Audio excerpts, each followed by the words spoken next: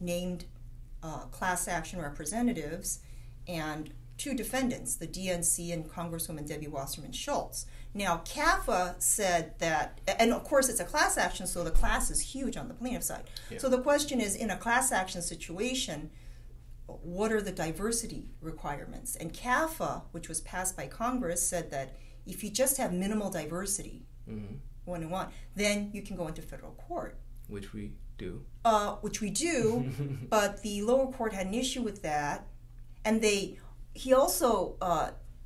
lower court's order didn't mention CAFA, and I remember reading which the was order. Weird, but I think there were reasons for that, which we can talk about in a little bit. Me and Colin were talking about that when it first happened. Yeah. Because he had briefly brought that up. Colin is one of the attorneys on our legal team. Yeah.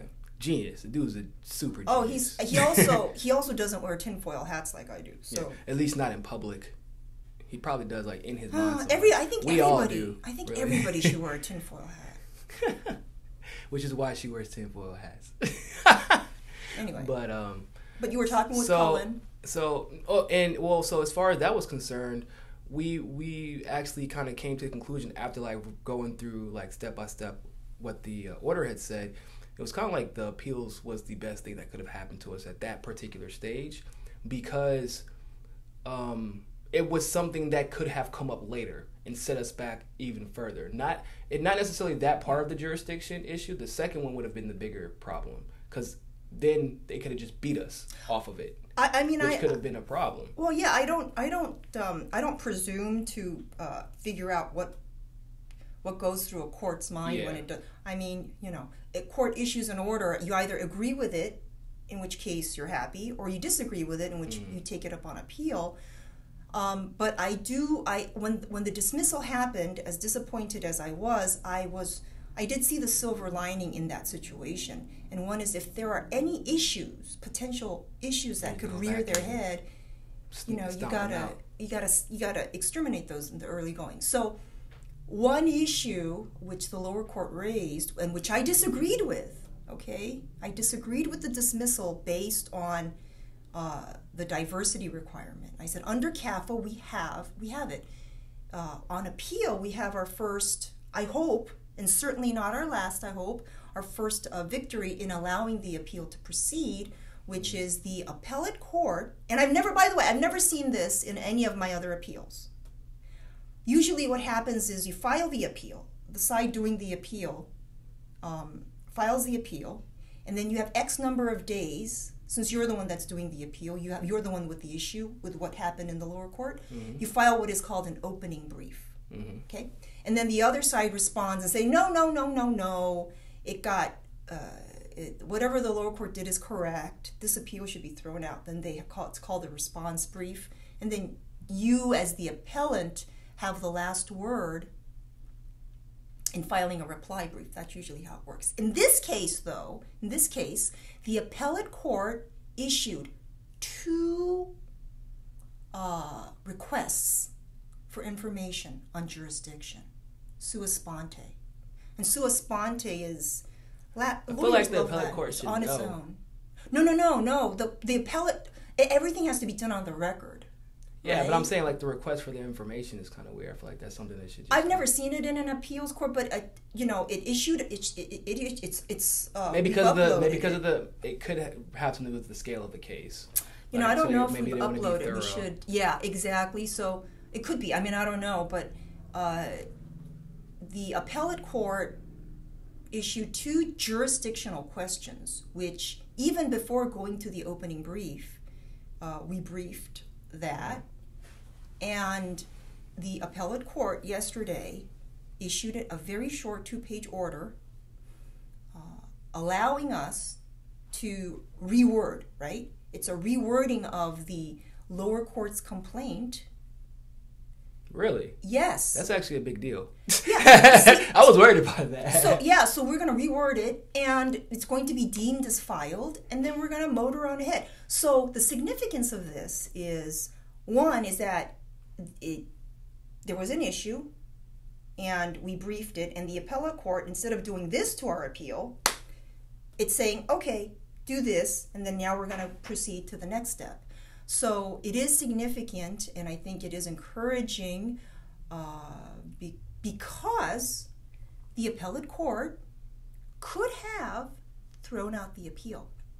Yeah, and that's actually, like I said, that was one thing that I was kind of worried about, because even though the jurisdictional thing, like what you said with the first thing with the class action stuff, that was kind of like an easy fix. Like, look, this is how it's, it is what it is. But the second part, which was some of the substantive language in it, which the judge kind of was not vibing with, at least the way it was worded, was a bigger fear going into it. But we get to amend that. Right. So that means that whatever chance they had to argue against the holes in Jared, Colin, and Elizabeth's arguments are not going to be there anymore, because now they can just patch them.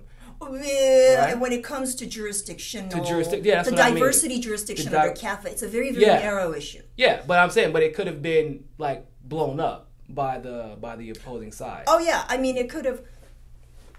And we haven't even gotten to like the argument. Thank yet. you. We haven't even gotten to the argument. Like talking about just in the context of the hearing. Yes, absolutely. And the appellate court cited CAFA. Under CAFA we do have jurisdiction. So, and I said this when the lower court's dismissal came down. I said I disagree with it. We do have jurisdiction under CAFA, and people said, "You're full of shit," and I'm like, "No." Yeah, she was getting ripped on Twitter. Like, I was like, "No, people." Under CAFA, I disagree. I respectfully disagree with the lower court. We do have jurisdiction under CAFA, and the appellate court has confirmed that. Yeah, that's and so for all the people who are on Twitter, Jared and Liz don't know what they're doing. Like, you have three of the brightest minds in the legal field. I know Jared's. I know Jared and Colin. I mean, look, we're trying smart. The best we can. They're good at their job. They're good. They're like, this is what they do. If they, and they do it because they're good at it. And they do really do it because they're great at it. And this isn't their first case. And if she's telling people, and this isn't even something like super like crazy, like some super crazy legal theory like buried in the legal books. This is like, it's pretty cut and dry. I think it's a fairly straightforward fraud case. I don't think the case. I'm not even talking about the fraud. I'm just talking about the class action thing about the jurisdiction. Yeah, it was pretty cut and dry. Like, the case itself also was pretty cut and dry, but that particular part is in what people were saying was like ridiculous. Like, y'all never had jurisdiction. You didn't establish jurisdiction. You didn't do this. That's first year of law school, and Jared's really not as nice, but Liz was being nice at the time. He's nice. He's nice until you piss him off. But because usually when they start with insults, Jared's not nice, because we're alike in that instance.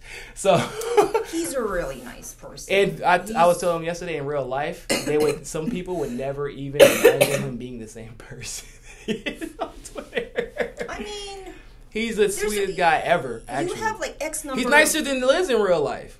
I would agree with that. Liz is like nicer on social media, which is kind of usually how it goes. Liz is nicer on social media than she is in real life.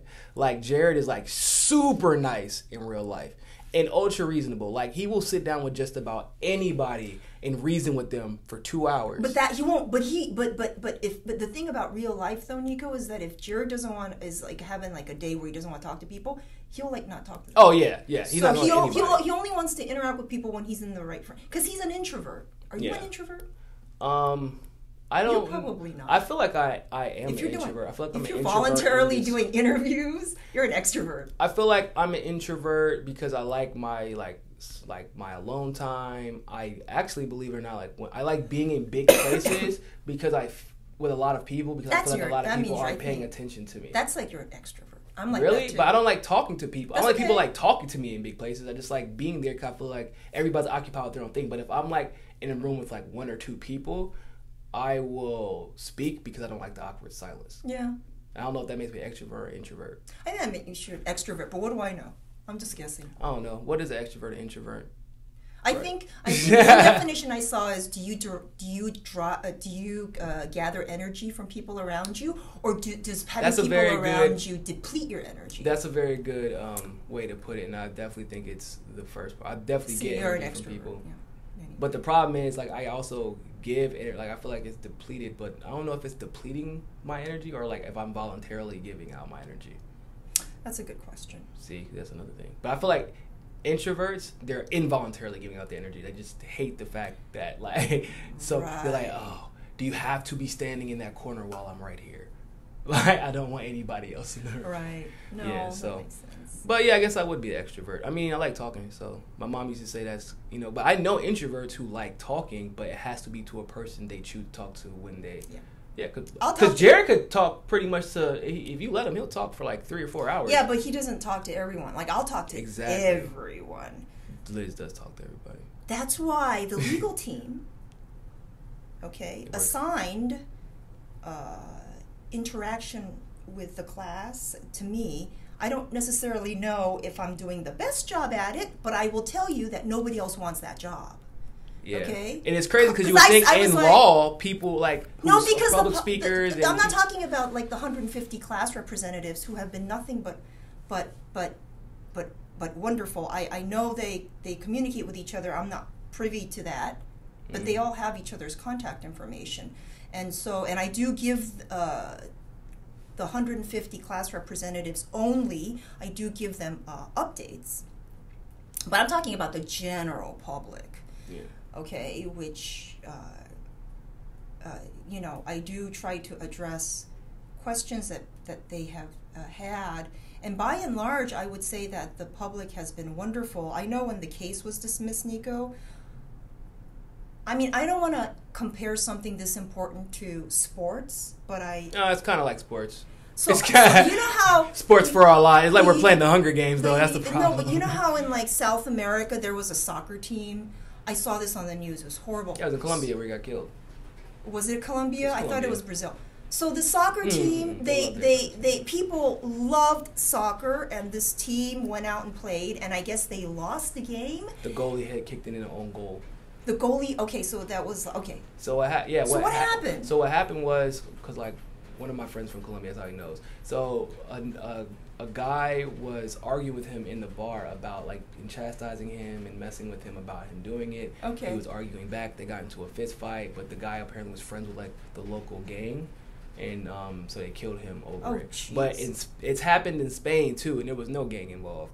It was like it was like in Barcelona or Real Madrid. I can't remember which one, but they killed them just because they lost the game. Okay, so I mean, like, I don't want to say that's really awful, and I in no way want to diminish the fact that, like, an athlete got basically assassinated for losing a game. But I mean, the public, there's a little shade of that going on in the public. So when the case got dismissed, there were folks who just, I won't go into that. But then, by and large, I think most people still realize that it wasn't over yet, and they're following the case. I would say it was like, well, okay, so after kind of people took a step back and digested it, but at the very, very, very, very beginning, people were freaked out.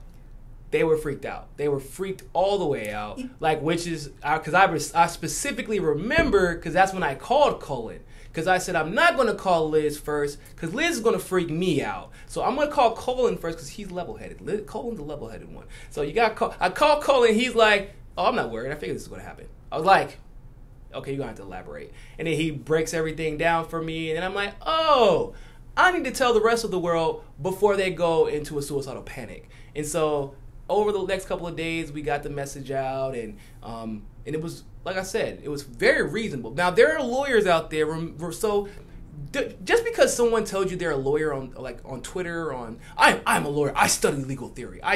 First of all, they're full of shit. And remember Hillary Clinton's a lawyer? How competent is she? Okay, like there are a lot of, I don't want to say, there are a lot of Republicans who become lawyers and literally think that, and these are people who literally have to study logic for years and years and years, and they think that weed kills people, okay? So just because someone is in a profession, it doesn't mean